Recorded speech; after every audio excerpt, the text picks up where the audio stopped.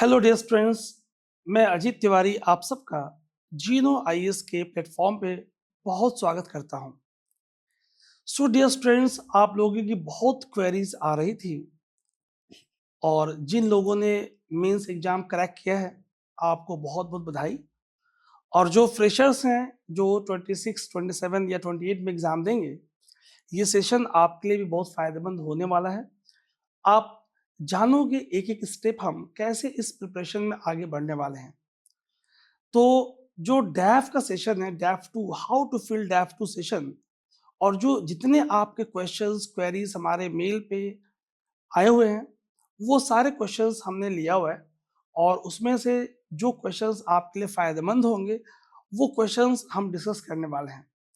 So dear students, आज हमारे बीच श्री जलज Srivastava sir, 1984 batch के आईएएस, रिटायर्ड आईएएस सर के पास ह्यूज एक्सपीरियंस है स्टूडेंट्स को मेंटर करने का, गाइड करने का, डैफ सेशंस लेने का और इंटरव्यू गाइडेंस का।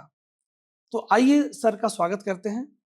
सर बहुत बहुत नमस्कार, धन्यवाद आपको सर जीनो आईएएस के लिए समय देने के लिए। बहुत शुक्रिया।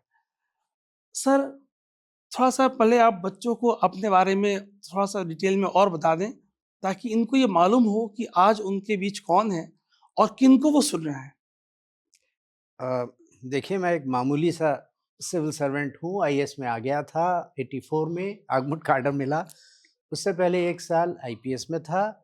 आईएएस में नहीं आ पाया प्राइमरीली इस कारण। उससे पहले मैं फिज़िक्स का स्टूडेंट रहा हूँ डिसिप्लिन वाइज़, 1 साल पढ़ाया भी था सेंट स्टीफेंस में। और जो कि शायद आपके कई और सवाल इससे या प्रेरक होते हैं लोगों के सर्विसेज़ में आने के लिए, वो ये है कि मैंने 6 साल नॉर्थ ईस्ट में गुज़ारा, 3 साल गोवा में और 2 साल अंडमान्स में। Absolutely beautiful places. लेकिन इसके अलावा 5 साल गृह मंत्रालय में, 4 साल तकरीबन एग्रीकल्चर मिनिस्ट्री में, फूड कॉर्पोरेशन ऑफ इंडिया वगैरह। तो इतना स्पैन ऑफ एक्सपीरियंसेस होता है। एजुकेशन डिपार्टमेंट, मेडिकल डिपार्टमेंट, इन सब में थोड़ा वक्त गुजारा है। सो एक टिपिकल आईएएस ऑफिसर की मैं नहीं कहता कि पूरी तरह से मैं ज़िंदगी जी पाया अपने 35-37 सालों में, लेकिन एक अच्छा खासा स्पेक्ट्रम ऑफ असाइनमेंट्स मिलता है और बेहद सेटिस्फैक्ट्री आप कहिए कि एक ज़िंदगी है। और बाकी आईएएस ऑफिसर्स की तरह मैंने भी जी है। जी sir. It's a very fulfilling, very challenging task. Almost every odd day you can expect anything, but it's briefly my introduction. धन्यवाद सर। जी। तो सर जो बच्चों के क्वेश्चंस आए हैं हमारे पास, जी। तो सर मैं चाहूँगा थोड़ा-सा आप बच्चों को गाइड करें। सर ये बच्चों के कुछ क्वेश्चंस आए हुए हैं, तो मैं सर आपके बच्चे से जो क्वेश्चंस आए मैं सिस्टमैटिक पूछ रहा हूँ आपसे जो बच्चों ने पूछा हुआ है। सर एक पर्सनल बैकग्राउंड पे क्वेश्चन है कि नेम एंड मीनिंग और प्लेस ऑफ बर्थ, स्कूलिंग और कॉलेज, उसके लिए वो कैसे अपने को इंटरव्यू के लिए प्रिपेयर करें और डैफ में सर कैसे मेंशन करें? देखिए, सबसे पहले आप ये समझिए कि इंटरव्यू बोर्ड में कोई भी आदमी को आपका नाम या आपके नाम का अर्थ या आपके विलेज या आपके टाउन का अर्थ जानने का क्या मकसद है। ऐसा तो नहीं कि वो सिर्फ ज्ञान प्राप्ति के लिए they could have easily googled it and found it out. जब आप इंटरव्यू बोर्ड के सामने अपीयर करते हैं, वो आप दरवाज़ा खोल के घुसते हैं, तो एक सबसे पहले आपका इम्प्रेशन पड़ता है। उसके बाद आपको सामने बिठाया जाता है और उससे आप पूछते हैं कि ओके, आप अपना नाम बताइए, जो भी कुछ है, अपने बारे में कुछ बताइए। The first impression is so important. और मैं हमेशा कहता हूँ सभी से, ख़ास तौर से यूपीएससी के सामने अपीयर होने वाले बच्चों से, you don't get a second chance to make a good first impression. So work on that first impression. You should try, अपने दोस्तों को सामने बिठाइए और बार बार इस चीज़ को रिहर्स कीजिए कि आपको कितने स्टेप्स में जाकर किस तरह बैठना है। और ये सहज लगना चाहिए। एक मतलब you don't have to stumble over your steps. You have to be extremely natural. जाके बैठ रहे हैं, सबको गुड मॉर्निंग कह रहे हैं। You should address the chairperson first At the same time, be cognizant of the fact that if there is a lady present, चाहे वो चेयरपर्सन नहीं है, पहले good morning ma'am and then good afternoon sirs, good morning sirs, जो भी आप कहना चाह रहे हैं, and then you take a seat. आपका नाम या जो भी कुछ पूछा जा रहा है, आपके जाने के बाद इन लोगों को याद तक नहीं रहेगा। ये सिर्फ एक प्राइमरी क्वेश्चन होता है। देखिए, आपके ज्ञान के बारे में तो आपका सारा टेस्ट हो चुका है मेंस में। जी सर। आपके मेंस के मार्क्स उनके सामने नहीं हैं। Please be very clear. एक वक्त था जब प्रीलिम्स तब होता भी नहीं था, 50-60 की बात कर रहा हूँ, जो भी है, स्टेज 1 स्टेज 2 होता था। जी सर। वो सारे मार्क्स उनके सामने होते थे और उस पे आपको जज किया जाता था। और उसमें ये भी ज़रूरी होता था कि आईएफएस आपको तब मिलेगा जब आपके अंग्रेज़ी में एक मिनिमम मार्क्स होंगे। ओके। अब तो वो नहीं है। नहीं सर। अब तो आपको अंग्रेज़ी कतई नहीं आती हो, तभी भी आप आईएफएस में आ सकते हैं और बड़े आराम से आ सकते हैं। Right now language is not the barrier. Okay sir. Importantly, आपके बारे में अगले आदमी के सामने क्या है? डेफ 1 डेफ 2 आपका फ़ोटो है, आपका नाम वगैरह, परिचय है और आपके जो इंटरेस्ट हैं, आपकी कार्डर प्रेफ़रेंसेस वगैरह क्या हैं। तो अगला आदमी क्या पूछेगा आपसे? वो आपसे बोलिविया की कैपिटल और इंडोनेशिया का करेंसी ये सब नहीं पूछेगा, वो पुराना वक्त गया। ठीक है? It's not a test of knowledge at all. ये टेस्ट है आप कितने सहज हैं और आप कितने कंफर्टेबल हैं इन योर स्किन और आप में कितना सेल्फ कॉन्फिडेंस है। इन तीनों का मिक्स आप कैसे बताओगे? या मैं as a UPSC member, UPSC chairman कभी नहीं रहा हूँ, कभी नहीं रहूँगा, लेकिन ये मैं कैसे जांचूंगा अगले का? मैं उसे कोई तो सवाल पूछूंगा। तो सबसे पहले क्या आता है आपका डेफ 2 कि अच्छा भाई तुम्हारा नाम मयंक है। मयंक का किस चीज़ का पर्यायवाची, इसका मतलब क्या है? और मयंक अगर बिलासपुर के हैं तो बिलासपुर के पास कौन सा किला फेमस है, क्यों फेमस है, किस राजा ने बनवाया, किसने तोड़वाया, वो सब। सो ये जो भी शुरुआती सवाल पूछे जाते हैं, शुरुआती सवाल, वो इसलिए होते हैं कि अगला जो कैंडिडेट है उसको सहज किया जाए। वो बेचारा पता नहीं बेहद नर्वसनेस के साथ आ सकता है, जी सर। बहुत एप्रीहेंशंस के साथ, बहुत टेंशन के साथ आ सकता है। कई जी लोगों सर। को तो सुबह भूख भी नहीं लगती। जी सर। तो वो आते हैं तो उनको सहज किया जाता है। उसके लिए वो कौन-सा सवाल पूछेंगे? जो उससे सबसे ज़्यादा फ़ैमिलियर हो। भई अपने नाम का, तो अपने नाम का, अपने कहाँ गाँव है, कहाँ ये है, वो है। इनफैक्ट ये भी एक तरह से अनरिटन है कि आपके पेरेंट्स के बारे में नहीं पूछेंगे। पूछ सकते हैं अगर आप इसके लिए कंफर्टेबल हैं। सो ये सब चीज़ें कुल मिला के सिर्फ इसलिए होती हैं कि कैंडिडेट के और मेरे बीच में एक कोई ऐसा सवाल रख दिया जाए कि जिसको एड्रेस करने में कैंडिडेट को सबसे ज़्यादा सुविधा हो। सो it is the first most natural question. अच्छा भाई तुम्हारा नाम क्या है, उसका मतलब क्या है? और अगर आप वो भी नहीं जानते हैं तो कोई बात नहीं, वो ये कोई ब्लैक मार्क नहीं लगेगा। वो कहेंगे अच्छा भाई किस गांव के हो, किस शहर के हो, किस प्रांत में, वहाँ पे अच्छा ओडीओपी क्या है, वन डिस्ट्रिक्ट वन प्रोडक्ट, ताकि वो सब आपको सहज करने के लिए होता है। जी sir. That is the only purpose. तो अगर आप उन चीज़ों को सबसे पहले प्रिपेयर कर लेंगे तो आप अच्छा फील करेंगे कि भाई पहला क्वेश्चन हमने ठीक से दे दिया, और आप धीरे धीरे you will warm up to the board will warm up to you will feel comfortable about each other. ये इसका पूरा प्रयोजन ही यही है कि कैंडिडेट को कंफर्टेबल जी किया जाए। सर। प्लीज। जी सर। सर, एजुकेशनल बैकग्राउंड के regarding how to fill marks और percentage for CGPA system? Exactly what you have got. आपको कोई तर्जुमा करने की, ट्रांसलेशन करने की ज़रूरत नहीं है कि 5.6 है तो इसका अप्रॉक्सीमेटली ये आता है, क्योंकि आपको आपके मार्क्स के बेसिस पे जज ही नहीं किया जा रहा है। वो सारी चीज़ें they are in the past. The interview is only to assess your emotional quotient, I wouldn't say spiritual quotient, but at least your social skills, your sense of self confidence, your sense of composure. इसका marks से कोई ताल्लुक नहीं। और मैं कई लोगों को बोलता हूँ, मेरे एक बैचमेट हैं जो फर्स्ट अटेम्प्ट में आईएएस में आ गए। आईएएस में बीए कॉरेस्पॉन्डेंस से किया, अच्छे मार्क्स नहीं आए और बहुत ही बढ़िया उनका करियर रहा है। that should answer this question. आप मार्क्स के उसमें please you are not suppose to rest on your past laurels. पिछले आपके कितने ही कीर्तिमान हो, जी सर, राइट, जी sir. they are completely irrelevant as far as your interview is concerned. Sir, what is the role of academic achievements?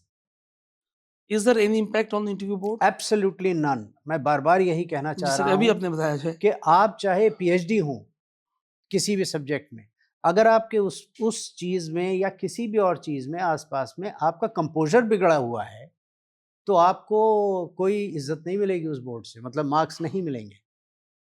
So your academic achievements are only for the purpose of record.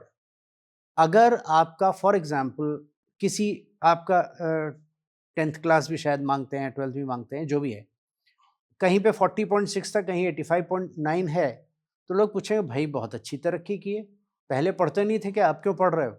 Ji sir. या बाद में आपने BSc में top किया और MSc में आप बिल्कुल लुढ़क गए, जी सर. तो उसमें पूछेंगे भाई कोई सब खैरियत, कोई इसमें हादसा हुआ था क्या? बड़े आराम से आप बता सकते हैं कि जी मैं बहुत डिस्टर्ब था, मैं फैमिली सर्कमस्टांसेस थी, मैं पढ़ नहीं पाया. इसके अलावा इसका कोई ताल्लुक नहीं है. बिल्कुल शर्मिंदा होने की जरूरत नहीं है अगर कम मार्क्स आए, और फूलने की तो कतई जरूरत नहीं है अगर ज्यादा मार्क्स आए, क्योंकि वो वहीं पर टेस्ट हो जाता है कि आप किस चीज के बने. जी sir. Sir, regarding work experience, is work experience mandatory to mention? See, you could be completely unemployed after BA. It's not going to be a negative mark. ये जरूर मैं कहूंगा कि भाई अच्छा 1.5-2 साल अगर कुछ कमा सकते थे तो कमा लेते. You could have put something into the society. लेकिन अगर आप बिल्कुल ना तजुर्बेकार हैं तो उससे कोई मतलब नहीं. और अगर आपने हर 6 महीने पे जॉब बदला है तो उससे भी कोई मतलब नहीं. It is only, as I said, it is only a conversational topic which the interview board will put before you on the basis of data evidence available in the DAF which you have written. जी sir. आपने अपने बारे में कुछ claim किया है कि मैंने यहाँ इस जगह काम किया है, ये मेरा वर्क एक्स है. और आप अगर फॉर एग्जांपल आपने सेमीकंडक्टर के किसी एक पर्टिकुलर फर्म में अगर 3 साल काम किया है और मैंने अगर 4 बेसिक से सवाल पूछ लिए और आप लड़खड़ा गए, तो नहीं बनेगा भाई. और मैं ये सवाल क्यों पूछ रहा हूँ? मुझे सेमीकंडक्टर के बारे में कुछ नहीं जानना है. मैं सिर्फ ये देखना चाह रहा हूँ कि आपने जो यहाँ क्लेम किया है और आप जो हैं उसके बीच तारतम्य है भी या नहीं. और फिर मैं आपसे, आप जिसमें बहुत स्ट्रांग हैं, जिस फील्ड में प्रिज्यूमेबली जी, जिसका आपको तजुर्बा है, उसी के बारे में तो पूछने जा रहा हूँ ताकि आप सहज हो सकें, आप कंफर्टेबल फील कर सकें. Yes sir. The tendency of the interview board is now to make the candidate feel extremely comfortable to begin with. Right? There will not be a firing squad. Her member 10-10 उल्टे सीधे सवाल पूछ रहा है कि यहाँ पर जॉर्ज भाटा क्यों आया था, ये किस सन में ये वाली लड़ाई हुई थी. नो. और ऐसे भी लोग हैं जिन्होंने 20 सवालों में से 12 को कहा कि sorry sir I do not know, sorry sir I knew but I have forgotten, right now I can't remember. It is not counted as a black mark. The member will gladly move on to the next question in which you are comfortable. ये important है आपके लिए जानना. तो sir आप ये आगे मेरे क्वेश्चंस आने वाले थे, आपने पहले बता दिया. जी सर. कोई बात नहीं. ये सर यही अनुभव है सर. जी जी जी जरूर. जी सर. मैं आपकी जगह आपको इंटरप्ट कर रहा हूँ.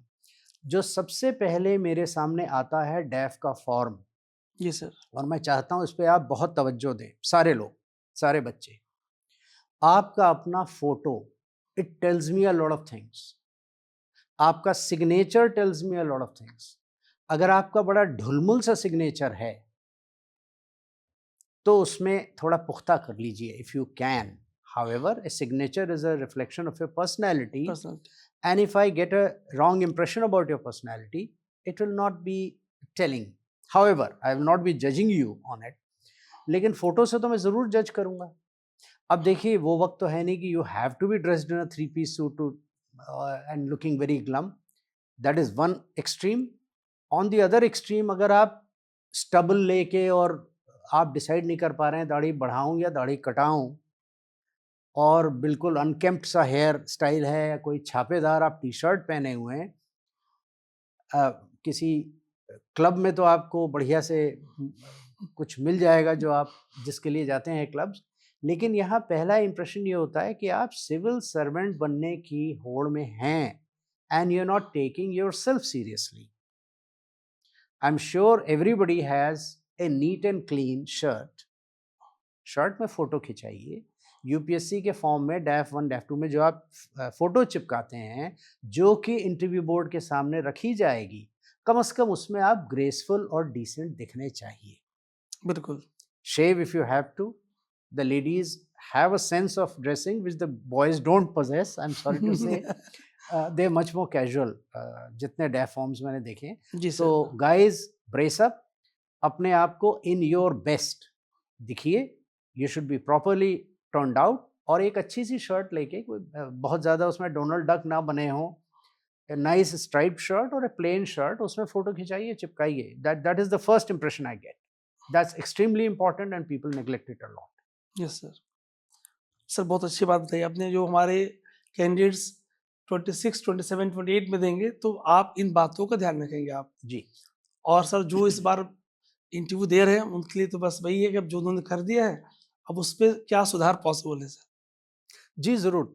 एक चीज़ इंटरव्यू की और बड़ी अहम है। देखिए, आप लोगों ने मेंस में एग्ज़ाम दिया है, आपको लेट अस से जो भी मार्क्स मिले किसी सब्जेक्ट में, किसी पर्टिकुलर पेपर में, उसमें और 10 नंबर लाने के लिए आपको कितनी ज़्यादा मेहनत करनी पड़ेगी, कितना एफर्ट डालना पड़ेगा, वो आप लोग खुद बेहतर जानते हैं। जी सर। ठीक है साहब? लेकिन इंटरव्यू में अमूमन एक बहुत अच्छी परफॉर्मेंस और एक बहुत घटिया परफॉर्मेंस में तकरीबन 51 मार्क्स का, बल्कि 70-80 मार्क्स का फ़र्क हो सकता है। जी सर। लोग इस चीज़ की अहमियत को नहीं समझ रहे सर हैं। ये पर डिसाइड कर देगा कि आपका हो रहा है आप किस तरफ या किस बैठते हैं, रैंक पे जा रहे हैं किस आप। रैंक पे जा रहे हैं, अंत में जाकर एक रैंक के ऊपर, जी एक सर। माफ कीजिएगा, एक मार्क के ऊपर 10-10 कैंडिडेट्स होते हैं। जी सर। इनफैक्ट मेरी गलतियों से आप सबक लें। I got in the first year, जब मैं आईपीएस में आया, मेरा 133rd रैंक था, 132nd को आईएएस मिल गया। ओह 133rd, 4, 5, 6, 7, 8 तक एक ही नंबर पे थे, एक ही मार्क था। तो सर अगर एक हाँ जी, उसमें ये होता है कि एज। एज पे भी होता है, कई चीजें होती हैं। जी सर। जीएस में जिसके ज्यादा आए वो थोड़ा ऊपर रखा जाएगा वगैरह, उनके अपने क्राइटेरिया है, मैं उसमें नहीं शिकायत कर रहा हूँ। जी जी। मेरा कहने का ये मतलब है कि एक एक मार्क पे मारामारी होती है। 132nd को आईएएस मिल गया, 133rd को आईपीएस मिला, जी सर। है ना। ये बात दीगर है कि अगले साल में आईएएस में आया, ये 137th जिसका था उसने अगले साल आईएएस में टॉप किया, वो बात दीगर है। लेकिन बात यह है कि इंटरव्यू में आप अगर इसको बड़े प्यार से, बड़ी साधना के साथ करेंगे, तो आप एकदम से 20-25 मार्क्स लेकर, जो खामियां रह गई हैं आपको मेंस में, भगवान ना करे अगर कम आए हैं, जी सर। तो आप उस पूरी कमी को पूरा करके बहुत लंबी छलांग मार सकते हैं। That is important. जी सर। तो स्टूडेंट्स, आप सर की बातों को ध्यान से सुने और उस पर अमल करने का प्रयास करें। जितने लोग इस बार इंटरव्यू दे रहे हैं, तो आप लोगों के लिए हम लोग online offline mock interviews plan करेंगे। लेकिन अभी इम्पॉर्टेंट ये है कि डैफ 2 फिल करते समय कौन कौन सी सावधानी आपको बरतनी है, क्या गलतियां नहीं करनी है, तो अभी हम पहले उसकी बात करेंगे और फिर नेक्स्ट पार्ट में हम देखेंगे कि आपकी जो इंटरव्यू गाइडेंस के रिगार्डिंग जो आपके कुछ क्वेरीज आई हैं वो मैं डील करूंगा। सर से मैं रिक्वेस्ट करूंगा, सर उस पर बताएंगे आपको। तो सर एक क्वेश्चन आया हुआ है, सपोज कोई बीटेक किया है मैकेनिकल से या इलेक्ट्रिकल से या सिविल से, और सर उन्होंने ऑप्शन ले लिया मैथमेटिक्स या इकोनॉमी या ज्योग्राफी, तो सर उसको वो जस्टिफाई कैसे करे? बड़ा आसान है। मैं फिजिक्स का स्टूडेंट हूँ, लॉजिकल ये था उस वक्त में जी कि मैं सर। फिजिक्स और मैथ्स लेता। जी सर। बहुत सारे हमारे साथ में अपेयर करने वाले फिजिक्स के साथ एक हल्का सब्जेक्ट ले लेते हैं, साइकोलॉजी, सोशियोलॉजी, एंथ्रोपोलॉजी। ठीक है, जस्टिफाई करना बहुत आसान है साहब। एक हैवी पेपर है, एक हमने लाइट ले लिया जिसको हम आराम से पढ़ सकते हैं। इसमें मैं ये वाकई एम्फसाइज करना चाहूंगा, बी ऑनेस्ट टू योरसेल्फ। और वही ऑनेस्टी आपकी बातों में झलकनी चाहिए, और वही ऑनेस्टी आप अगर इंटरव्यू बोर्ड के सामने प्रदर्शित कर देते हैं जी सर। तो आप बिल्कुल ऐसे चले जाते हैं। सर अब तो ऑप्शनल एक होता है जो। मैं उसी पे आ रहा हूँ जी सर। पिछले 3 साल से करीब मैं मेंटरिंग कर रहा हूँ। जी सर। इतने सारे इंजीनियर्स या मेडिकल के डिसिप्लिन रखने वाले, दे opt for sociology, history, geography, और उनसे मैं हंसी में ही पूछता हूँ भाई आपने क्यों लिया, और मैं उसे एक्स्ट्रा मार्क्स देता हूँ अपनी तरफ से, जो कहता है सर 5 साल मेडिकल पढ़ के हम थोड़ा सा हेवी हो गया था, सैचुरेट हो गए थे। जी sir. Engineers, sir this was easier to study, why not, simply से साहब इंजीनियरिंग में फील्ड बहुत बड़ा है, वक्त कम होता है हम लोगों के पास, for the ease of appearing by you appear to be purpose oriented. What is the purpose? To crack the mains exam. In engineering or maths or physics or whichever technical subject अगर आप लेते हैं और आपको लगता है कि साहब इसमें ज्यादा मेहनत करनी पड़ेगी, return on investment of time कम है, जी सर, राइट, तो और रिस्क थोड़ी है, और उतने ही वक्त में अगर मैं हिस्ट्री, सोशियोलॉजी, ज्योग्राफी पढ़ के ज्यादा ले सकता हूं, तो व्हाई नॉट से सो ओपनली। आप ऑनेस्टली बोलिए ना कि सर मुझे लगा कि मैं उसको पढ़ के कम वक्त में उतने ही नंबर ले सकता हूं, इसलिए मैंने कर लिया। देखिए आप जितने सच्चे रहेंगे अपने आप से और इंटरव्यू बोर्ड से, आपको उतना ही ज्यादा अप्रिशिएट किया जाएगा। बट अभी सर, भाई मैंने फिजिक्स के साथ लॉ लिया सर, लॉ तो लेनी था। मैंने कभी लॉ पढ़ा नहीं था, I was never a student of law. Oh my God. दोस्तों की किताबें ली, पढ़े, आ गए, पहली बार भी लॉ लिया, दूसरी बार जिद में फिर लिया। Issue is not that. और जिस मुझसे पूछा गया, must have it appeared interesting, ले लिया, कोई इसमें कोई बुराई नहीं है। हर कोई एंथ्रोपोलॉजी वगैरह, मैं लॉ लिया, कोई बात नहीं। अगर आपने बाकायदा, देखिए आपने कुछ सोच के कोई सब्जेक्ट चूज किया, जी सर, बीटेक हैं और आपने उदाहरण के लिए आपने एंथ्रोपोलॉजी ले ली कि साहब ठीक है, I found this a lighter subject compared to engineering, so I took that. Everybody knows it's a lighter subject compared to, at least you will be credited for being honest about honest. it. Yes, That's sir. important. Yes, आपकी sincerity, honesty, integrity test की जा रही है. There is sir. nothing like a correct answer. So students, आप ध्यान से सुनिए sir की बातों को कि आपको ऑनेस्ट रहना है, और जाहिर सी बात है जो टेक्निकल सब्जेक्ट्स हैं they are very lengthy as well, और अगर हम ह्यूमैनिटीज के सब्जेक्ट ऑप्ट करते हैं, जैसे सर ने बताया कि हिस्ट्री है, ज्योग्राफी है, सोशियोलॉजी है, तो they are supporting a lot in your GS paper as well.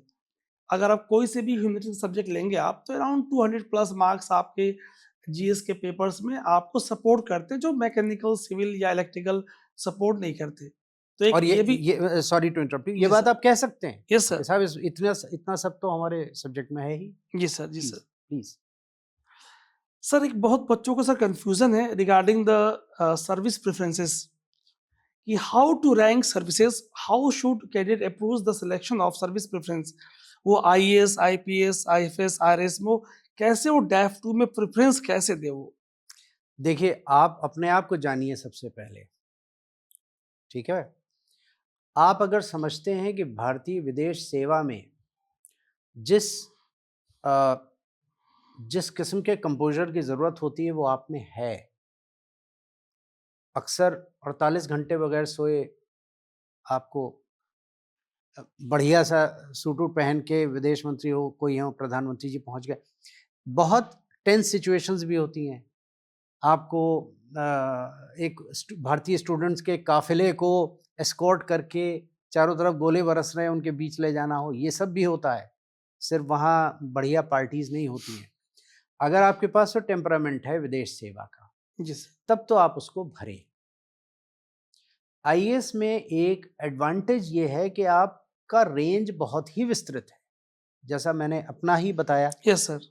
Tribal welfare 6 साल नॉर्थ ईस्ट में, education, medical, agriculture, agricultural marketing, inland waterways, home ministry complete security related issues, protocol secretary to governor Goa and finance, ये सारी चीज़ें किसी एक, ये इतना बड़ा बुके आईएएस में होता है, तो इसलिए बच्चे ज़्यादातर आईएएस के लिए फर्स्ट प्रेफरेंस देते हैं, इसमें कोई छुपाने वाली बात नहीं। उसके बाद आप आइए, अगर आपकी कदकाठी और आपका टेम्परामेंट पुलिस के लायक है तो ज़रूर जाइए। अब इसमें कदकाठी मतलब पहलवानी नहीं करनी है, a certain level of forensic brain is required. आजकल तो आईबी में लोग पूरी पूरी ज़िंदगी गुजार देते हैं, या रॉ में चले गए, या आप एक कंप्यूटर के सामने बैठे हैं, इकोनॉमिक ऑफेंसेस आप ट्रैक कर रहे हैं ईडी में। अब ये crimes are now committed online, तो इसलिए वो सारी चीज़ें अगर आप उस किस्म के टैक्स हवाए हैं तो आप ज़रूर जाइए। अगर आपका दिमाग चलता है treasury oriented, finance oriented things, then you go for IRS, customs और व्हाटएवर। सो माय इंफ्रास्ट्रक्चर में है तो उस किस्म के आप असाइनमेंट्स लीजिए, ट्रेड का हुआ वगैरह। तो आप ये पहले अपने आप को जानिए, उसके बाद सर्विस प्रेफरेंसेस आ जाती हैं। अब कुछ लोग फॉर एग्जांपल दिल्ली के ही आसपास रहना चाहते हैं, सो वो अपनी 7वीं 8वीं दानिब्स भर देते हैं, आईएएस आईपीएस हुआ, यूटी कार्डर या यूपी वगैरह वगैरह, उसके बाद सर्विस प्रेफरेंस ये है कि कम से कम सेंटर के पास आए। ठीक है भाई, आपके ऊपर। So service preference depends on knowing yourself first, what your temperament is, and then fill it. Sir कुछ क्वेश्चन पूछा है सर कि I am sorry, Yes. Let me add this. Hmm, एक समय था कि सर्विस के प्रोग्रेशंस अलग अलग होते थे। ओके आईएएस और आईएफएस की the speed at which their career progression used to go was slightly faster, much faster in fact. और audits and accounts हुआ, रेलवे ट्रैफिक सर्विसेज हुआ, कस्टम्स हुआ, आईआरएस वगैरह, उनके परसेप्शन ये था कि वो लोग उतनी तेजी से उनका प्रमोशन नहीं होता है वगैरह नहीं। अब ऐसा नहीं है।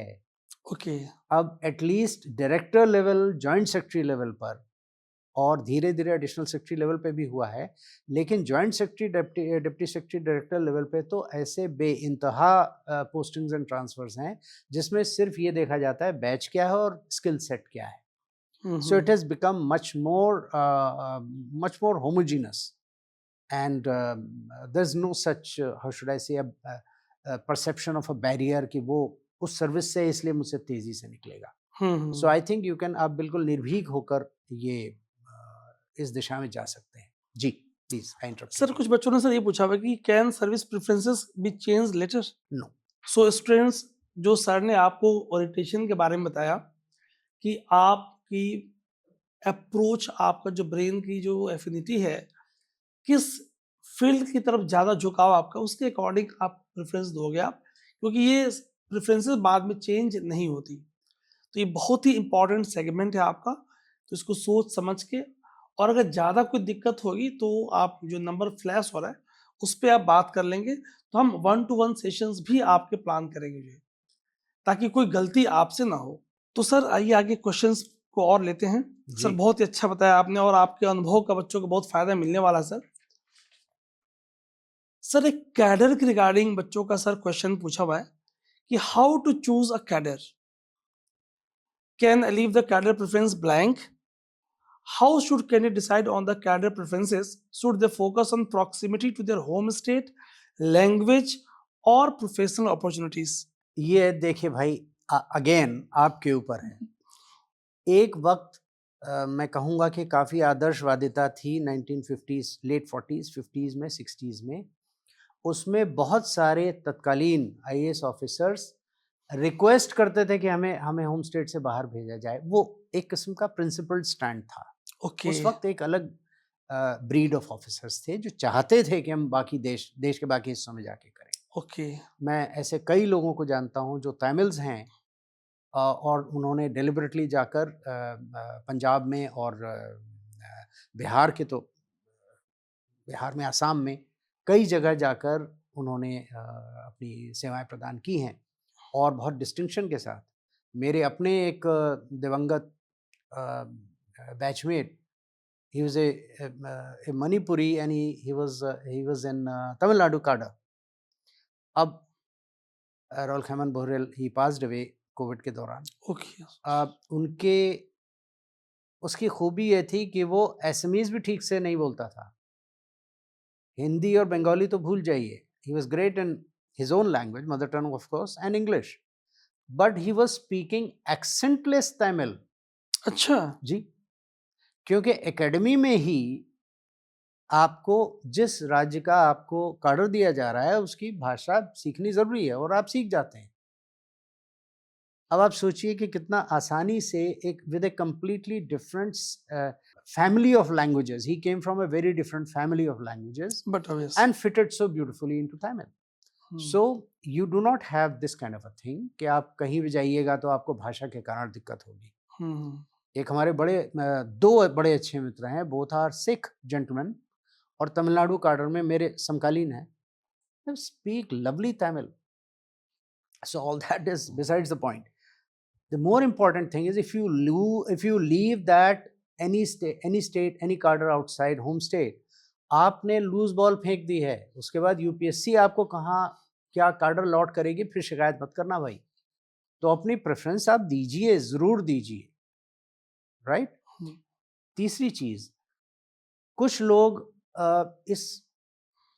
मैं सही गलत नहीं कह रहा हूँ, कुछ लोग इस मेंटालिटी के होते हैं कि अगर होम स्टेट नहीं मिला तो उसका नेक्स्ट स्टेट मिल जाए। ठीक है, उत्तर प्रदेश नहीं मिला, मध्य प्रदेश मिल जाए, हरियाणा मिल जाए, ये वगैरह। भाई वो आपके ऊपर है, लेकिन लूज मत, उसको ब्लैंक मत छोड़िए। और सच पूछिए तो नॉर्थ ईस्ट, देखिए मैं तो, मेरी सर्विस की शुरुआत वहाँ से हुई है, 6 साल गुजारे हैं। I am extremely fond of the region. और अब तो लुक ईस्ट और एक्ट ईस्ट दोनों हो रहा है। जी सर। इतना सारा वहाँ पर डेवलपमेंट हो रहा है। तो मैं नहीं समझता कि नॉर्थ ईस्ट को आप कैटेगरी 6 में रखिए। I mean usually I see category 6 and 6 Nagaland. और कई बार मुझे ये सालता है कि बड़ी नागालैंड कभी गए हो, उसके बारे में जानते हो क्या? So it's out of ignorance, out of apprehension that people से नॉर्थ ईस्ट में नहीं जाना है।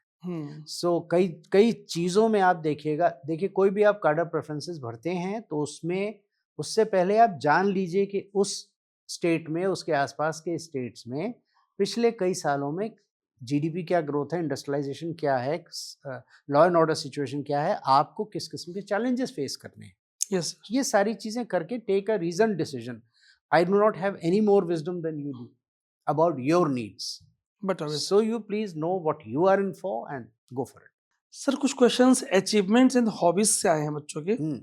What approach should student take while describing their achievements and extra curricular activities? बिल्कुल, देखिए ये समझिए कि ये सवाल अचीवमेंट्स एंड हॉबीज पे पूछे किस लिए जाते हैं। Interview board, again I will come back to it, वो उस चीज के बारे में पूछता है जिसके बारे में आप बड़ी सहजता से जवाब दे सकते हैं। That is the whole purpose. Nobody is going to be impressed if you are 10th class में आपने पोएट्री रेसिटेशन में 3rd प्राइज लिया था। इस किस्म की चीजें मत लिखो भाई, मत लिखो। Nobody is going to, in fact I would count it against you कि तुम्हारे पास और कुछ नहीं है। If you simply say reading and writing, जहां आपने reading and writing Indian mythology लिखा है, तो भाई थोड़ा बहुत मैं जानता हूँ, फिर मैं माइथोलॉजी में आपको लपेटूंगा। Yes sir. लेकिन आप रीडिंग एंड राइटिंग तो कहोगे सर थोड़ा बहुत सब कुछ पढ़ता हूँ, थोड़ा ही पढ़ लिया, थोड़ा बहुत। There is absolutely nothing harmful there, you can always slime out. I would advocate right not too many about your achievements, not too long about your achievements and about your awards. अगर ऐसा कोई award है जिसमें वाकई national level, state level पे कोई है, ज़रूर लिखिए। क्रिकेट में आपने स्टेट को रिप्रेजेंट किया है, चेस में आपने स्टेट को रिप्रेजेंट, बिल्कुल कीजिए। और उसके बाद उससे 3-4 सवाल निकलेंगे, ये जान के रखिए। जी sir. Because you see the purpose of these forms of getting that knowledge is for the interview board to start another conversation on that topic. So the lesser openings you give, the lesser vulnerable you are.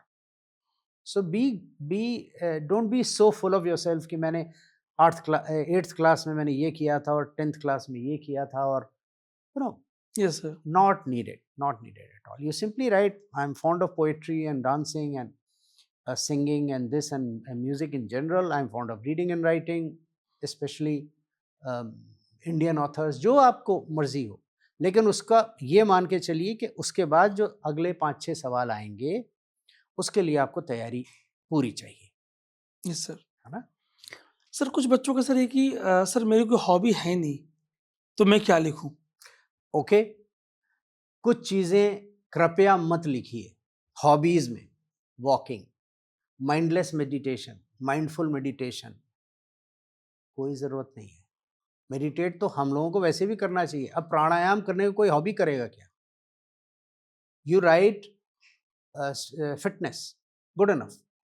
Fitness को कोई challenge नहीं कर सकता, right? Yes sir. Hobby अब आप ही कह सकते हैं नथिंग रिमार्केबल टू डिक्लेयर.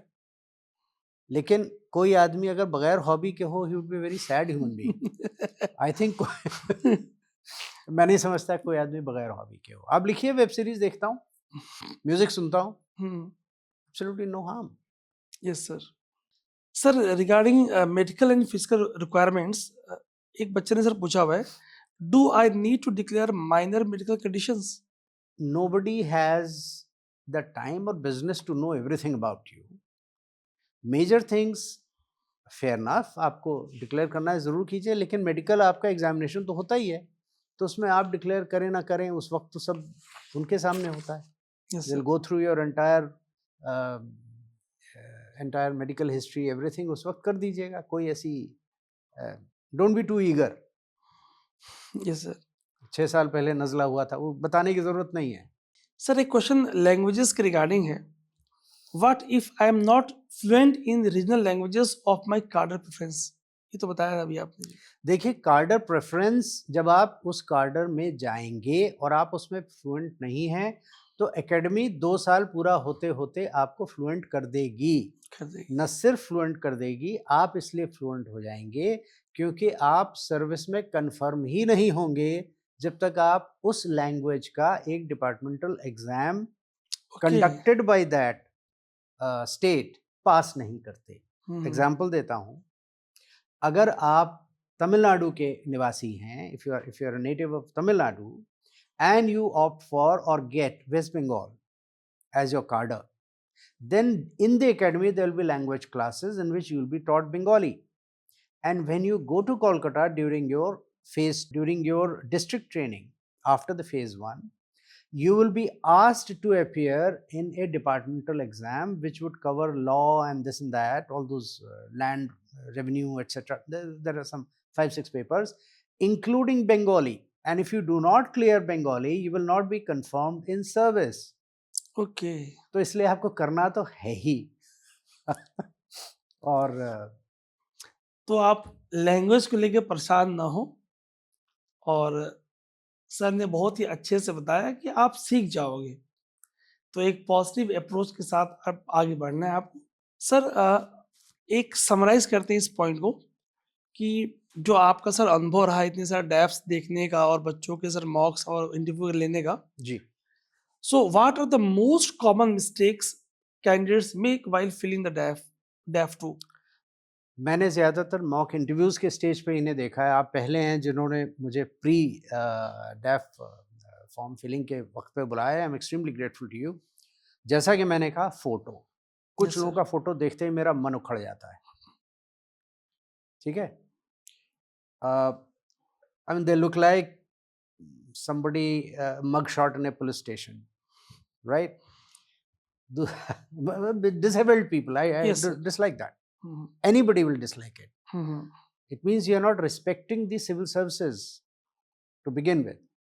दूसरी बड़ी चीज़ ये है कि आप जब अपनी खूबियाँ लिखते हैं अपने अचीवमेंट्स में, तो उसमें से मैं 30% वैसे ही, अगर बहुत लंबा हो तो 30-40% मैं डिस्काउंट कर देता हूँ.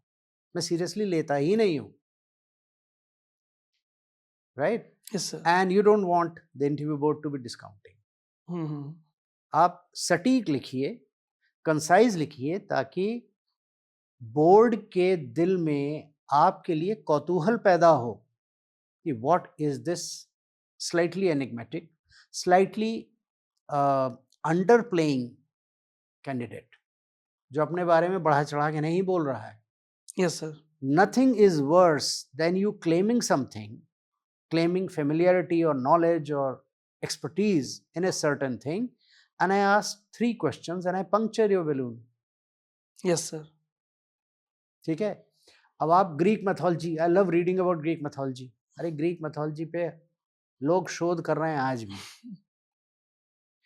तो अगर मैंने 4 सवाल पूछे और एक घोड़े की चाल जैसा थोड़ा तिरछा सवाल पूछ लिया और आप नहीं बता पाए, तो आप बिल्कुल you lose face. I don't want you to lose face.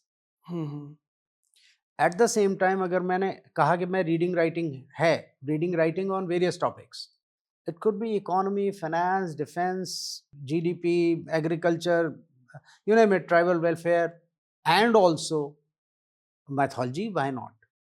तो उसमें थोड़ा आता है, थोड़ा इधर का आता है, उधर का आता है, जो आप सबको आता है. अगर आप इस स्टेज तक पहुंच गए हैं तो आप सबको बहुत कुछ आता है. But obvious it's just that उसको बहुत बढ़ाइए चढ़ाइए नहीं. नहीं. It is there is always a grace. जो कहते हैं ना कि हीरा कब कहे लाख टकू मेरो मोल. तो जो असली हीरा है वो बहुत ज्यादा नहीं बोलता है अपने बारे में. ये इम्पोर्टेंट है. सो स्टूडेंट्स, इस बात का ध्यान रखेंगे आप कि हॉबीज में बहुत ही कंसाइज, कॉम्पैक्ट और वही मेंशन करें जिसमें आप कंफर्टेबल हो, आंसर कर पाए. अब आपने कुकिंग मेंशन कर दी और आपसे कहा कि भाई बताइए कैसे बनाएंगे, आप बता नहीं पा रहे हो. आप गार्डनिंग मेंशन कर दी आपने और क्लाइमेटिक कंडीशन, सॉयल और तरीका पूछा गया, आप बता नहीं पा रहे हो. आप तो बहुत सोच समझ के भरें जो आप जस्टिफाई कर पाए. और जित सर ने जैसा बताया, जितना ऑनेस्टली आप मेंशन करेंगे उतना आपके लिए इजी होगा आंसर करना. जो सर बिल्कुल. बिल्कुल. तो सर और सर आगे बताइए सर, और क्या कॉमन मिस्टेक्स आप ऑब्जर्व किया आपने? देखिए, again I don't want to repeat that thing कि सिग्नेचर से थोड़ा सा लोगों के व्यक्तित्व का पता चलता है. जब आप साइन करें, आई वुड एडवाइज थोड़ा सा मोटा पेन से कीजिए. मोटे आजकल वो जेल वाले आ रहे हैं. It simply tells that this man has emphasis and force. अगर बहुत ही दुबला पतला सा साइन होगा, लिस्टलेस किस्म का, तो वही है कि इसमें सब पावर की कमी है. He is running on low battery. बड़ी माइन्यूट बात है. देखिए, मैं एक थोड़ा मजाक सा आपको लगेगा. I worked with a certain very old gentleman at a time who was naturally of a very set opinion. और वो मुझसे खूबी ये थी कि मुझे बता देते थे कि भाई मेरा ये विचार है, अब आप नोट बना के ले आइए. ओके. तो मैं कैलीग्राफिक पेन से लिखता हूँ, उसमें कई निब्स होती हैं. तो उसमें सबसे मोटी निब होती थी, उसे काली इंक में डुबो के काफ़ी मोटा मोटा लिखता था, जिसको कि साहब ये चीज़ें हैं, अप टू यू, आप ये लीजिए, ये करिए, ये करिए, ये करिए, या जो चाहते हैं आप वो करिए. ओके. एंड 100% स्ट्राइक रेट मेरा है कि he would always and up agreeing with me. ये इम्पॉर्टेंट है. आप किस तरह ये सबकॉन्शियस को आप प्ले कर सकते हैं अगले आदमी की, ये इम्पोर्टेंट है. बट तो अपने सिग्नेचर को थोड़ा सा बढ़िया से करके प्रैक्टिस कीजिए. It should be forceful, right. It should. अब मैं आप ये तो नहीं कह सकता कहाँ डॉट लगाइए, क्या कीजिए, वो that is a part of you. लेकिन इतना बता सकता हूँ कि अगर आप एक फोर्सफुल सिग्नेचर करेंगे तो उसका इम्पैक्ट अलग होगा. बहुत सर ने आपको अच्छी सुझाव दिया है, इस पे आप जरूर ध्यान रखिएगा. जो है, एक चीज और इंटरप्ट करूंगा. जी सर प्लीज. एक बड़ा ही अजीब केस आया जिसमें अगले ने अपना जब एड्रेस दिया था, उसमें पिन कोड किसी और स्टेट का दे दिया. तो देखते ही लगा, मतलब यूपी का पिन कोड 2 से शुरू होता है जी सर. और आप कुछ 6 का दे रहे हैं, कैसे चलेगा. Please be extremely careful when you are filling up your DAF2. एक दफे उसकी फोटो स्टार्ट करके एक रफ भरिए, दोस्तों को 2-4 को दिखाइए. Go through each and every detail. See, जो चीज सही है वो तो है ही, it is of no importance. लेकिन जो गलत है और पकड़ी गई तो वो एकदम से नेगेटिव हो जाता है. Yes sir. So be very, very precise about your the place where you studied. See, these are factual things. आपका एड्रेस, आपका educational qualifications वगैरह, they're absolute facts, and no point going wrong there. बिल्कुल sir. Sir कुछ questions आए हुए हैं कि sir def filling के बाद जब वो इंटरव्यू के लिए जाएंगे वो, तो how to enter the interview room, are there any specific guidelines for entering the interview room? पहली चीज, अपीयरेंस इज एक्सट्रीमली इम्पॉर्टेंट. कुछ चीज़ें मैं कहना चाहता हूँ. कहीं कहीं पे बताया गया है कि black suit black tie. Please, ना तो आप 30,000 में केस की जरह करने जा रहे हैं जी सर। और ना आप फ्यूनरल में जा रहे हैं. ठीक है, आपकी उम्र नहीं है, 20s में है, आपके ब्लैक सूट और ब्लैक टाई पहन के सोचें कि I am very soberly dressed. I am sorry, wear some nice, not flashy. Flashy कभी नहीं होना चाहिए. Wear something sober and something which is according to your age. All right, you don't have to look like you are in mourning. दूसरी चीज, ये जो ankle वाले मोजे आते हैं ना, burn them. I mean, keep it for your jeans and keep it for your discs and morning walks. आपको बकायदा ब्लैक शूज या brown shoes and matching socks जरूर पहनने हैं ऊपर तक के. किसी बुजुर्ग ने कहा था, मेरे पिताजी ने कहा था कि कुछ जो एक्चुअली उन्होंने भी शेरलॉक होम्स को पढ़ के कहा था कि यू जज a person by his shoes. वो सबसे पहला आईना वो होता है कि हाउ हिज शूज आर. मैं उसको सॉक्स पे भी ले जा रहा हूँ.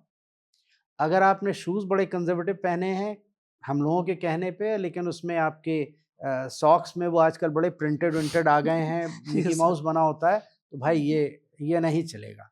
और एंकल वाले तो बिल्कुल नहीं चलेंगे. ए डिसेंट शर्ट, ये कहीं नहीं लिखा कि आप सूट पहनिए. अगर आपका अप्रैल और मई में है, आपको कोट पहनने की कोई ज़रूरत नहीं. आप एक सिंपल सी प्लेन शर्ट या स्ट्राइप शर्ट पहनिए. ये ना हो कि पसीना यहाँ वहाँ झलक रहा है. सो बी देयर. एक शर्ट चाहे साथ में लेके जाइए, अपने दोस्त को थमाइए, गाड़ी में बदलिए और जाके अंदर बैठिए. अगर जाड़ों में आप जा रहे हैं, फरवरी मार्च में, अगर आप फरवरी में हो रहा है और काफ़ी ठंड है, सो कहीं ये नहीं लिखा कि आप सिर्फ एक टाई बांध के जा रहे हैं, अंदर से आप ये शेकिंग. आप अंदर मफलर पहनिए, कोई बात नहीं. और कोई बात नहीं अगर आप मफलर उतार के उनके सामने रखते हैं. ये मैं देखना चाहता हूँ कि आप कितने सहज हैं. You please say sir excuse me, can I take this off? I was feeling very cold outside, now I can take it off. Perfectly alright. या बाहर रखिए. जब कोई अंदर आता है तो वो कितना नर्वस है, अगले 10 सेकंड में आप उसको आंक सकते हैं. If he is locking his, जैसे आने का एक तरीका होता है, walk like, don't walk like James Bond, but walk like a person who is very composed. Okay, 2 steps आगे आकर सबसे पहले आप ये देख लेंगे कि whether there is a lady present.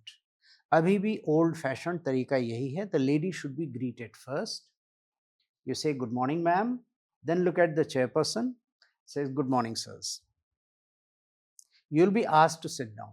Please sit down. 2 step लेके, एक बड़ी छोटी सी चीज, अगर कुर्सी काफी आगे है, थोड़ी सी पीछे कीजिए, बैठिए, और चलने से पहले जब आप उठते हैं तो उस कुर्सी को 2 इंच आगे कर दीजिएगा. इंप्रेशन बहुत अच्छा पड़ता है. You like to restore the room or the workplace exactly as you found it. जी sir. Right? So you are a person who is methodical and precise. जब आप जैसे don't be in a hurry to drink that water or whatever. Wait to be asked a question. Have a general genial, don't give a goofy smile, but be genial and expect के आप जैसे बहुत सारे दोस्तों के या कुछ बुजुर्गों के बीच में बैठे हैं. हर एक को मैं ये सजेस्ट करूंगा, have 200 mock interviews with your friends. What you do with the professionals is over and above. अगर 5 लोग साथ साथ अपीयर कर रहे हैं तो बारी बारी से एक एक आके भाई चलो चल के आओ, and 4 of you sit in judgement. एक दूसरे से भी बहुत सीखता है आदमी। जी और सर। आपके दोस्ती आपको बता रहे हैं अरे तेरा कदम लड़खड़ा रहा है या ये हो रहा है। So there you are. Sir ये हमारा नेक्स्ट क्वेश्चन था, आपने आंसर कर दिया, बहुत अच्छा रहा sir. How to start when chairman ask to introduce yourself? Okay, saying myself so and so is wrong English. Sir, my name is so and so. This is my, I come from such and such place. I am a graduate of economics and presently I am working in such and such place. Or presently, I am not working. Keep it very crisp. Crisp इस सवाल में से आपका अगला सवाल निकलेगा इस जवाब में से। जी सर। इसलिए अगर आप वो लीडिंग क्वेश्चन फेंकते हैं जिसमें हम्म, से अगला वो आएगा, अब don't be in a hurry, sir I play football a lot, क्योंकि फुटबॉल से आपको क्वेश्चंस चाहिए। No, don't do that. Interview board आपको अगले 30 मिनट फुटबॉल पे पूछेगा ही नहीं कि ये तो बहुत ज्यादा कंफर्टेबल है, छोड़ो। Hmm, so be there. Ideally, a person is supposed to introduce himself as, my name is such and such, I belong to such and such place, I come from such and such place, I have studied here in this subject and I'm working here. ये 4 basic चीजें हैं। इसमें 1-2 चीजें आप add करना चाहें बहुत बढ़िया। उनको पूरे 4 महानगरों के तापमान नहीं जानना है। Just want your it's only to get the ball rolling, okay, so that they can pick on the next question. जी sir. So mostly you should make sure that they ask you about your name or your region. The next question should come from there. Yeah. तो ये उसका तरीका है कि आप इसको role करें उस तरफ में। आप उसे मेंबर को प्रॉम्प्ट कर रहे हैं कि अगला सवाल इस तरफ से आए। जी सर। तो आप अब हिंदू कॉलेज से हैं, अच्छा हिंदू कॉलेज से उसकी स्थापना कब हुई, वो क्या हुआ, ऐसे क्या हुआ, ये क्या हुआ, वो क्या, तो आपने अगले 1-1.5 मिनट को आप डोमिनेट कर रहे हैं। Yes sir. See, that is the trick. You have to keep giving answers. अब ये तो जो लोग कई बार अपीयर हुए हैं या जिनको मैं बता सकता हूँ कि भाई आपका अगला जवाब, अगला सवाल कौन सा आना है, ये पिछले आप प्लान कर सकते हो उस ये। तरह आप प्लान कर सकते हैं। You can play the game. Hmm, और भाई अगर इंटरव्यू बोर्ड के मेंबर्स ये सुन रहे हैं तो be prepared for that, they will be prepared for it. Okay sir. Sir what would be appropriate answer to why did you select civil services? जैसे कोई डॉक्टर है, कोई इंजीनियर है, कोई साइंटिस्ट है। देखिए, उसका सबसे आसान जवाब मैं ये बता सकता हूँ कि सिविल सर्विसेज का स्कोप इतना ज़्यादा बढ़ गया है कि अब जैसे कोविड में health administrator, every deputy commissioner, every district magistrate is a health administrator. या कोई लॉ एंड ऑर्डर का सिचुएशन आता है तो उसमें everybody is a policeman. The DC has to sometimes wear a bullet proof jacket and go there. या कोई किसी ज़िले में अगर कोई बहुत बड़ा टनल हो रहा है, माइनिंग हो रही है कुछ, the DC has to make a lot of arrangements. If he is an engineer he will do a far better job. So it is not an either or, it's not a zero sum game कि अगर आप doctor, engineer, CA, वकील हो गए हैं तो आप फिर आईएएस नहीं हो, उसके लिए आपको स्पेशल वजह चाहिए। कोई स्पेशल वजह नहीं चाहिए। It's a generalist exam and people from all walks of life are required to be in the civil services because they can administer better. तो यही आपका बिल्कुल सच्चा और सटीक जवाब होना चाहिए कि साहब मुझे लगा कि मैंने लॉ की डिग्री की है, there is so much which I can contribute better than a simple graduate. Good. और I am an engineer, I think there is so much infrastructure likely to happen in the country over the next few years. I can contribute slightly better. That's it. बहुत justified भी है। हाँ, और ये सच भी है। सच भी है। सर कई बार ऐसा होता है कि मेंबर्स ने क्वेश्चन पूछा और लगातार सर 4-5 क्वेश्चंस के आंसर कैंडिडेट नहीं कर पाया और बहुत वो नर्वस हो रहा है वो। तो इनका सर क्वेश्चन ये हुआ है कि उस कंडीशन में वो कैसे खुद पे कंट्रोल करे, कंपोजर कैसे मेंटेन कर पाए वो? मेरे अपने इंटरव्यू में साहित्य अकेडमी अवार्ड्स क्या होते हैं हर एक को मालूम है। मैं बोल के आया हूँ सर आई डोंट रिकॉल। सो पूछा ये गया, मैं जब पहुंचा था आईपीएस से आईएएस में आने के वक्त में, वो तो नई नई अर्ध सत्य फिल्म आई थी, हम्म। तो 30 में से 28 मिनट करीब सिर्फ अर्ध सत्या पे सवाल पूछे जा रहे थे, ओके। और मुझे भी मजा आ रहा था, उन्हें भी मजा आ रहा था। 28वें मिनट के बाद शायद किसी को लगा यार और तो कुछ पूछा ही नहीं, तो अच्छा भाई बताइए साहित्य अकेडमी अवार्ड क्या होते हैं। तो आई सेड सर मुझे याद था but I have forgotten, and I smiled. तो उनका भाई how come you don't remember this? So I said sir I got tired, जो कि सच है। जिन साहब का मैंने जिक्र किया, 20 में से 12 सवालों को उसने कहा sir right now I don't remember. उसके साथ ऐसा कोई ट्रॉमा नहीं हुआ था। So they said okay next question. खट से आया sir this I don't remember, this I don't remember. 7 continuous questions he said sorry I don't remember, and 5 बीच बीच में बाद में, right? You are not supposed to know everything. Dear children, this is not the test of your knowledge. This is the test of your composure, self-confidence. अगर आपने एक सवाल का जवाब नहीं दिया और आप फ्लस्टर हो गए, हाँ, तो आप गए, गए। क्योंकि अगले 4 सवाल अगला आदमी आपको पानी पिलाता रहेगा क्या? That's not his job. His job is to make you comfortable. उसने अपनी समझ में सोचा ऐसा कोई सवाल पूछूं जो आपसे रिलेवेंट है। आप बिलासपुर के हैं, तो बिलासपुर में कौन राजा थे, या क्या हिस्ट्री है, क्या है? आपको नहीं आता, नहीं बोल दीजिए कि साहब कभी पढ़ा था अभी भूल गया हूं, आगे बढ़िए। लेकिन अपने अपने मेंटल फैकल्टीज को, अपने कंपोजर को आप यहीं रखिए, इसके नीचे मत आने दीजिए।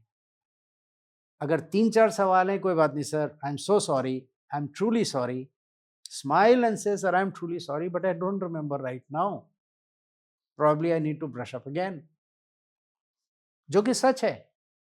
उस वक्त आप खड़े होके बैठ के आप दिमाग पे जोर डाल रहे हैं, नहीं आ रहा है, आपका बीपी बढ़ रहा है, पैनिक हो रहा है, स्वेटिंग हो रही है। नो, उनको अगर कुछ जानना होता तो आपका मेंस का, आपकी नॉलेज टेस्ट हो चुकी है मेंस में, नॉलेज का टेस्ट नहीं है इंटरव्यू। सो फर्स्ट थिंग ये फंडा क्लियर हो जाए। जी सर। लेकिन अपने आप को बिल्कुल इस लेवल का कॉन्फिडेंस पे रखिए, कोई दिक्कत नहीं। सर एक क्वेश्चन है कि what are some effective ways to recover if I don't know the answer, ये तो बताया आपने, टू ए क्वेश्चन और make mistake during the interview, कुछ गलत बता दिया। आपने गलत बता दिया और आपको लगा जी कि सर। आपने गलत बताया, you simply say sir excuse me, okay. I just remember. सच क्या है, सबसे पहले सच्चाई क्या है, आपको उसी वक्त याद आया नहीं मैंने इसका गलत आंसर दिया। Yes sir. कि सॉरी सर, मैंने पहले जो बोला था गलत था, अब मुझे ये याद आ गया है, this appears to be the right answer. People will move on, you are human. आपको पहले गलत आंसर देना था, आप उसको रेक्टिफाई कर रहे हैं, ठीक है, इट्स नेचुरल। अगर आप फ्लस्टर कर गए हैं, देखिए I would go to the extreme of saying sir I am feeling a bit nervous. अगर वहां पानी रखा है, sir I am feeling a bit nervous, can I take a deep breath? Sir ये बोल सकते हैं? बिल्कुल आराम से, सच यही है। ये उनको भी पता है, उनको भी मालूम पता है, वो लोग भी आपके पिताजी की उम्र के हैं, तो जाहिर है। और कोई नर्वस होने की जरूरत नहीं। अगर आपने अपने दोस्तों के सामने, अपने माता पिता, गुरुजनों के सामने बैठ के 10, 20, 50 इंटरव्यूज, मॉक इंटरव्यूज किए हैं, प्रोफेशनल्स के सामने आकर किए हैं, जी sir, over and above, but तो आपके पास ये this will come in natural to you. ये नौसिखिया वाला काम नहीं होता है, फिर you become so used to it. ठीक है, नहीं आया नहीं आया, the heavens are not following. So students, sir ने आपको बताया कि प्रैक्टिस करेंगे आप। अगर आप डेली आ पा रहे हैं, देन हम आपको ऑफलाइन मॉक इंटरव्यूज के मौके देंगे और पूरा एनवायरनमेंट कुछ वैसा ही बना होगा। अगर आप डेली नहीं आ पा रहे हैं, तो हम आपके ऑनलाइन मॉक्स प्लान करेंगे। आप अपना डिटेल नीचे जो डिस्क्रिप्शन में दिया हुआ है उस पर आप मेल कर देंगे। सर आपका जो ह्यूज एक्सपीरियंस और एक्सपर्टी है सर, तो सर क्या शॉर्ट में टिप्स देना चाहेंगे आपकी समराइज करते हैं इस पूरे प्रोसेस को कि इंटरव्यू गाइडेंस में कुछ मुख्य सलाह जो आप देना चाहेंगे कि बच्चे जो हमारे पास मॉक के लिए आए तो क्या क्या वो होमवर्क करके आए? आप अगर कुछ भी ना करें तो आपको करीब 110 नंबर मिलेंगे। Okay sir. ठीक है, मतलब आप वाकई झगड़ा वगड़ा कर दें तो हो सकता है नेगेटिव भी हो और उस पर लोग लिखें भी, लेकिन अगर आप बिल्कुल निहायत लचर किस्म का इंटरव्यू करके आए तो ऐसा ही कुछ मिलेगा। लेकिन आपने बढ़िया किया तो भाई आप 200 क्रॉस कर जाओगे, 210। अब आप सोचिए कि बहुत बड़ा 110 से 210 205 जो भी है जी सर, उसके सफर को आपने कैसे तय करना है। Interview is not a test of your knowledge, it's a test of your integrity, of your self confidence and your sense of how should I say, sincerity towards yourself. If you देखिए, there is so much of I think 5 लोगों में करीब 150 साल का service experience आप कह सकते हैं है। बिल्कुल सर। और उसमें ये लोग 10 सेकंड में पता कर सकते हैं कि भाई कहाँ आदमी फेक है और कहाँ बिल्कुल जेन्युइन सा है, किसकी बॉडी लैंग्वेज सहज है, राइट, और किसकी जर्की है, मतलब इधर उधर देख रहा है। Have relaxed, completely relaxed composer. इनमें से कोई आपको खाने नहीं जा रहा है। ये सारे लोग जो सवाल पूछ रहे हैं वो प्राइमरीली इसलिए पूछ रहे हैं क्योंकि आपके डैफ में से कुछ सवाल उनके सामने झांक रहे हैं, और या फिर जो आज का अखबार और कल का अखबार और पिछले 2-4 महीनों का या साल भर का अखबार है, उसमें से कुछ ना कुछ पूछेंगे जो इन्होंने मेंस में तैयार किया हुआ है, जो वैसे भी तैयार किया है, जो कि हर कोई जानता है। लेकिन ये क्यों पूछा जा रहा है? They ask you whether they basically want to know if you are up to date, और आपको, क्योंकि you are suppose to up to date, जो उस दिन का सुबह का न्यूज़पेपर है वो तो यकीनन पढ़िए, और पिछली रात की सारी न्यूज़ और कुछ वो अच्छे अच्छे डिबेट्स हैं वो सुनिए। ठीक है, मैं particularly I would like to say ये पलकी शर्मा का हुआ या शेखर गुप्ता का हुआ, या जो एनालिटिकल किस्म के हैं, कई लोग हैं ऐसे, मैं उनको किसी को एडवोकेट नहीं कर रहा हूँ, नहीं सर, ठीक है, लेकिन बड़ा अच्छा और संतुलित आपको 45 मिनट में अगर एक कैप्सूल मिल जाता है जो सारे सब्जेक्ट को कंप्रेस करके टीवी 9 पे कुछ आते हैं अच्छे debates, that is up to you, it should become part of you. तो ये आपकी सारी तैयारी अच्छी सी होती है। इनके अलावा आपके अपने जब आप डैफ भरते हैं या इंटरव्यू बोर्ड में जाते हैं तो समझिए उस डैफ का ही एक बाई प्रोडक्ट आपके इंटरव्यू के क्वेश्चंस हैं। बिल्कुल। सो उस नज़रिए से अगर आप अपने डैफ को भरेंगे तो फायदेमंद रहेंगे, right. So by and large, and of course appearance is very important. आपने शायद 12th फेल में एक वो आखिरी में सीन ये था, trust me, not a single interview board makes those kinds of comments which were made to reject him. था ना, सिली फेलो, वेस्ट ऑफ टाइम, ऐसा कोई नहीं कहता, कोई नहीं कहता, आउट ऑफ क्वेश्चन। वो फिल्म सिनेमैटिक लिबर्टीज लेते हैं, लेकिन जो होता है, एक चीज ये हुई, वो जो जाता है हेयर कट कराने के लिए, आईपीएस या आईएएस, ऐसा नहीं होता है, कहता अच्छा, लेकिन वो इम्पोर्टेंट है कि यू शुड लुक ट्रिम। अगर आप बिल्कुल वो नाम नहीं लेना चाहूँगा किसी पर्टिकुलर एक्टर का, लेकिन उस किस्म के आप रख के जाएंगे तो you will give a very bad impression, या स्टबल होगा आपके। भाई सोच लो, दाढ़ी रखनी है तो पूरी दाढ़ी बाकायदा रखिए, नहीं रखनी है तो शेव करके जाइए। कोई ज़रूरी नहीं है कि आप टाई बांधिए, लेकिन अगर टाई बांध रहे हैं तो मैं दिखाना चाहूँगा, तो ये ऊपर का बटन बंद भी होगा और ये ऊपर तक होगी, या टाई निकाल दीजिए और कॉलर खुला रखिए, कोई दिक्कत नहीं, जिसमें कंफर्टेबल हो आप, अप टू यू। लेकिन अगर आप टाई पहने हैं तो ये नहीं कि बटन खुला है और टाई यहाँ पे है, हिल रही है, टाई नीचे आ गई। जी सर। ये काम सिर्फ वो करते हैं जो ऑफिस के बाद किसी बार में जाते हैं, बारटेंडर के सामने बैठे होते हैं, उस वक्त की ड्रेस कोड है ये। ठीक है, डोंट, गुड़गांव में बहुत मिल जाएंगे। Don't be like that. अगर आपने टाई पहनी है then there is a way, button बंद होगा और टाई ऊपर तक होगी। हम्म, और tie please again wear a blue or gray or any suit and wear some decent matching tie with a regular pinstripe or whatever, हल्की decent सी shirt. और गर्मियां हैं तो कोई ज़रूरत नहीं आपको ये सब तामझाम करने की। A neat belt, nice shoes, nice socks ऊपर तक के, और एक simple shirt, perfectly good. Sir जब रूम में कैंडिडेट्स एंटर करेंगे तो कुछ स्टूडेंट्स ऐसे सवाल पता नहीं क्यों पूछ रहे हैं कि सर जब हम एंटर करें तो कोट का बटन बंद हो और जब जाके हम सामने बैठें तो बटन खोलें या बंद करके ही बैठें। आजकल सर कुछ ऐसे अजीब से सवाल भी आने लगे हैं। सर बिल्कुल इस पे सही, सर क्या सुझाव देंगे आप? बिल्कुल सही कह रहे हैं। और ये it's very amusing. The only thing which kids miss out on is सहजता। व्हाट इज सहज? बच्चा अंदर मतलब it's like a robotic movement. वो 4 कदम चल के आया, बैठने से पहले उसको परमिशन दी गई तो वो कोट का बटन खोलेगा, बैठ जाएगा और यूं करके बैठेगा। आई am so glad you brought this up. यूं करके बैठेगा। मैं बच्चों से मॉक इंटरव्यूज़ में बोलता हूँ, भाई तुम क्या किसी कांस्टेबल का एग्ज़ाम देने आए हो क्या? सावधान बैठ वाली मुद्रा में आए हो क्या? Are you in the wrong room? Are you before the wrong board?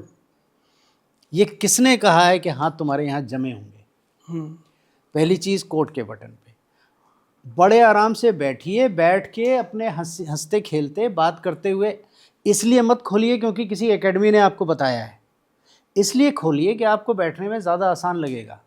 या अगर आप कोट का बटन खुला रख के आ रहे हैं, कोई पाप नहीं हो रहा है। आपको सहज क्या लग रहा है भाई?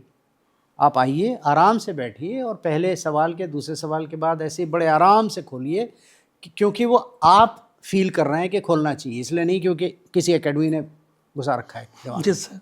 और जिसने भी कहा है कि अपने हाथ ऐसे जमा के रखिए घुटनों के ऊपर, the guy is a buffoon. जब मैं भी हाथ से मैं बात कर रहा हूँ, यस सर। सहज ह्यूमन बीइंग्स का मूवमेंट क्या होता है? It's a body language thing. जो मेरी आंखें हैं, जो मेरी ज़ुबान है और जो मेरे हाथों का मूवमेंट है, वो एक तारतम्य में होना चाहिए। ये कह रहा है कि मैं रोबोट हूँ, आंखें कुछ कह रही हैं, मुंह कुछ कह रहा है, yes sir. you will lose marks, you will not gain marks, sorry, you will lose marks. Please don't dance, of course, but keep your hands naturally in your lap, right? Table पे आप रख सकते हैं लेकिन अपने lap में रखिए, और बीच बीच में हाथों को अपने पॉइंट को एम्फसाइज करने के लिए, जिस तरह फॉर एग्जांपल मैं शायद थोड़ा सा ज़्यादा करता हूँ क्योंकि मैं समझाना चाह रहा हूँ इस चीज़ को बतौर एक एक्स टीचर। सर आपने टीचिंग भी किया हुआ है सर। हाँ, यस सर। तो मैं बताना चाहिए, मैं एम्फसाइज करना चाह रहा हूँ। आप नेचुरली हाथों का इस्तेमाल कीजिए ताकि आपकी बात का वज़न थोड़ा सा इंटरव्यू बोर्ड के मेंबरान के सबकॉन्शियस में ज़्यादा पड़े। इसलिए अगर आप उस बॉडी लैंग्वेज को अपना सकते हैं, और इसकी आपको प्रैक्टिस करनी पड़ेगी, all the aspiring candidates please do it. Sir बहुत अच्छा बताया आपने। और चलते वक्त ये कोई ज़रूरी नहीं है कि उठ के आपने बटन बंद किया, आपने बस गुड डे, हाँ इंसिडेंटली चलने के वक्त में व्हेन यू गेट अप, पीछे जाकर आपने कुर्सी को जैसे पाया था, आपने शायद बैठने से पहले कुर्सी को थोड़ा आगे खींचा था, बैठ के आप थोड़ा उस वक्त आगे हो गए थे, कम आउट उस कुर्सी को वापस थोड़ा सा पीछे कीजिए। ये आपके इंटरव्यू बोर्ड को बताएगा कि this guy is methodical and precise. दूसरी चीज़, जब आप जाने से पहले ऑलवेज विश, ऐसे सबकी तरफ देखिए, and good day to you all, have a nice day. आप सबको नमस्कार किसी भी भाषा में बोलिए, कोई दिक्कत नहीं, as long as you remember to have good manners. Yes sir. Right, that's important. Sir एक क्वेश्चन मुझे सर और याद आ रहा है कि अगर कोई मेंबर्स सामने बैठे हैं, वो क्वेश्चन पूछ रहे हैं, इम्पॉर्टेंट, समझा और सर कैंडिडेट आंसर कर रहा है, तो सिर्फ सर 1 to 1 वो आई कांटेक्ट रखे या सबकी तरफ देखते रहे? वो देखिए, इंटरव्यू बोर्ड के एक मेंबर ने सवाल पूछा है आपसे, यस सर, लेकिन आपको जवाब देना है पूरे बोर्ड को। सो जो कैलकुलेशन ये होती है कि भाई 50-60% उस मेंबर की तरफ देखिए और बाकी 40-1% आप बाकी लोगों को इन्वॉल्व कीजिए। उन लोगों ने भी आपको नंबर देने हैं। ऐसा तो है नहीं कि सिर्फ यस एक सर, मेंबर देगा, यस सर। ठीक है? तो सब पे आपको इंप्रेशन जमाना है and you are answering to the entire board. So उसका तरीका ये होता है, स्टार्ट विद स्पीकिंग और बीच-बीच में ऐसे-ऐसे सबको you can give your smiling this thing. Most of the time you look at that person और बाकी सब लोगों की तरफ देखिए। You are addressing the whole board, that's whole board. Important for you to know. तो सर बहुत ही अच्छा बताया आपने। स्टूडेंट्स अगर आपकी और क्वेरीज हैं तो आप हमें मेल या जो नंबर फ्लैश हो रहा है उस पर व्हाट्सअप कर सकते हो आप। तो जितने कैंडिडेट्स हमारे जो आने वाले वर्षों में एग्जाम देंगे, आज का सेशन आपके लिए भी उतना ही महत्वपूर्ण है कि कौन कौन सी गलतियां आपको नहीं करनी है। That is very important. Sir बहुत ही अच्छा लगा आपसे बात करके और बहुत आपका शुक्रिया। अनुभव बच्चों को मिला। सर आपका सर बहुत बहुत धन्यवाद sir. Very grateful to Messrs. Geno and you especially, Ajit ji. Thank you sir. Uh, I really hope that the children who are listening to this are able to कुछ चीज़ों को आत्मसात करें, उसे खुद बैठ के अपना मंथन मनन करें और उसके बाद इस चीज़ को अगर ला सकते हैं अमल में तो मुझे बड़ी खुशी होगी कि if they make it through in the first shot. Thank you so much. धन्यवाद।